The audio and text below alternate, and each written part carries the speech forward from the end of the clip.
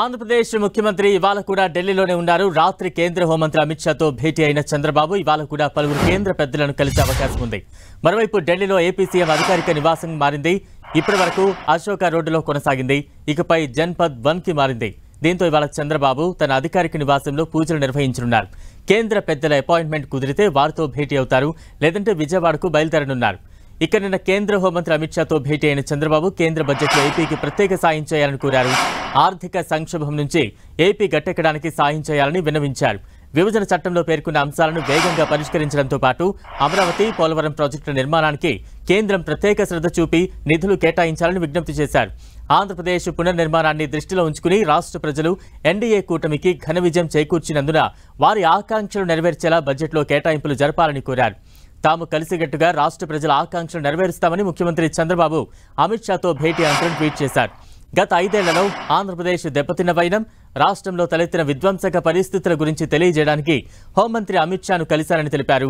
ఇప్పటి వరకు విడుదల చేసిన 4 శ్వేతపత్రాల్లోని అంశాల గురించే చర్చించామన్నారు. 2019-24 మధ్య కాలంలో విపరీతంగా పెరిగిపోయిన అప్పుల భారం, దానివల్ల రాష్ట్ర ఆర్థిక ఇబ్బందులు చేయి దాటిపోయిన విషయాన్ని అమిత్ షాకు వివరించాలని చంద్రబాబు తెలిపారు. రాష్ట్ర ఆర్థిక పరిస్థితులను తిరిగి పట్టాలెక్కిస్తాం, కలిసికట్టుగా రాష్ట్ర ప్రజల ఆకాంక్షలను నెరవేరుస్తామని ఎక్స్లో పోస్ట్ చేశారు AP CM.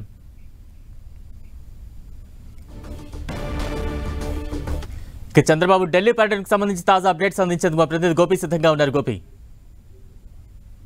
Yes Balaram, AP CM Chandrababu Delhi పర్యటన 2వ రోజు కొనసాగుతోంది. నిన్న కేంద్ర హోంమంత్రి అమిత్ షాతో సుదీర్ఘంగా మంత్రాలు జరిపిన చంద్రబాబు రాష్ట్ర అభివృద్ధికి సహకారం అందించాలి, కేంద్ర బడ్జెట్ లో నిధులు కేటాయించాలని చెప్పి ఆయన్ని కోరడం జరిగింది. అలాగే రాష్ట్ర ఆర్థిక పరిస్థితి పైన విడుదల చేసిన శ్వేత పత్రాలను కూడా ఆయన ఖండించి వాటిపైన చర్చించడం జరిగింది. సో ఒక పక్క ప్రణాళికతో రాష్ట్ర అభివృద్ధికి ఎటువంటి ముఖ్యంగా అంశాలు మేలు చేస్తాయన్న ఒక ప్రణాళికతో కేంద్ర రాష్ట్ర ప్రభుత్వాలు రాష్ట్ర అభివృద్ధిని ముందుకు తీసుకెళ్తాయని చెప్పి ఆయన చెప్పారు. సో ఈ రోజు 2వ రోజు ఆయన అధికారిక నివాసం 1 జన్పత్ లో పూజా కార్యక్రమం ఉంది. ప్రస్తుతం నేను 1 జన్పత్ వద్ద ఉన్నాను. 1 జన్పత్ లో పూజా కార్యక్రమానికి మరి కాసేపట్లో చంద్రబాబు అటెండ్ అవుతారు.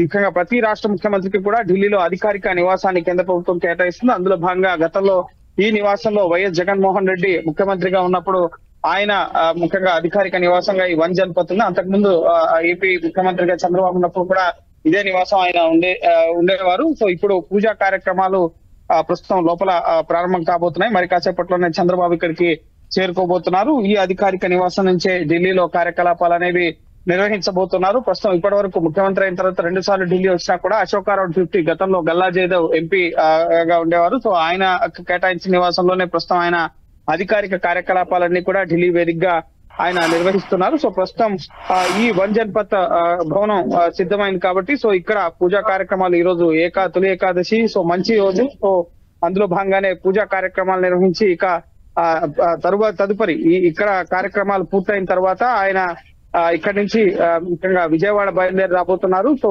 నెక్స్ట్ ఈ ముఖ్యంగా ఢిల్లీ పర్యటన ఇంతతో ముగుస్తుంది. సో ఈ రోజు కేంద్ర ఆర్థిక మంత్రి నిర్మలా సీతారామన్ తో కూడా చర్చలు జరుపుతారని చెప్పి భావించారు. కానీ ఆర్థిక మంత్రి నిర్మలా సీతారామన్ సంబంధించి ఎటువంటి అపాయింట్మెంట్ అనేది ఇంకా కన్ఫర్మ్ కాలేదు. కేవలం ఇక్కడ పూజా కార్యక్రమాలు నిర్వహించిన అనంతరం ఆయన తిరిగి రాష్ట్ర పర్యటనకి ఇటు విజయవాడ బయలుదేరి రాబోతున్నారు. సో ఓవరాల్ గా ఢిల్లీ పర్యటనలో కేంద్ర హోంమంత్రి అమిత్ షాని కలిసి శ్వేతపత్రాలను ఆయనకి అందజేసి రాష్ట్ర ఆర్థిక పరిస్థితిని వివరించి వచ్చే కేంద్ర బడ్జెట్ లో ముఖ్యంగా ఏపీకి నిధులు కేటాయించాలి, బడ్జెట్ లో ముఖ్యంగా రోడ్ ఇన్ఫ్రాస్ట్రక్చర్ కు సంబంధించి కానీ అలాగే ఇటు పోలవరం ప్రాజెక్ట్ నిర్మాణానికి, ఇటు రాజధాని నిర్మాణానికి సంబంధించి పోర్ట్లు, అలాగే మౌలిక వసతులు, మెడికల్ యూనివర్సిటీస్, ఈ విధంగా అనేక అంశాలకు సంబంధించి రాష్ట్ర అభివృద్ధికి సంబంధించి కేంద్రం నుంచి రావాల్సిన సహకారం ఖచ్చితంగా ఉండాలి అన్న అంశానికి సంబంధించి ప్రధానంగా ఈ సమావేశంలో ముఖ్యంగా నిన్న అమిత్ షాతో జరిపిన సమావేశంలో ఇటు చర్చించడం జరిగింది. సో ఇక తదుపరి ఇక్కడ 1 జన్పత్ లో పూజా కార్యక్రమాలు పూర్తయిన అనంతరం ఆయన ఢిల్లీ పర్యటన ముగించుకుని విజయవాడ బయలుదేరి రాబోతున్నారు. Balaram, right, thank you Gopi.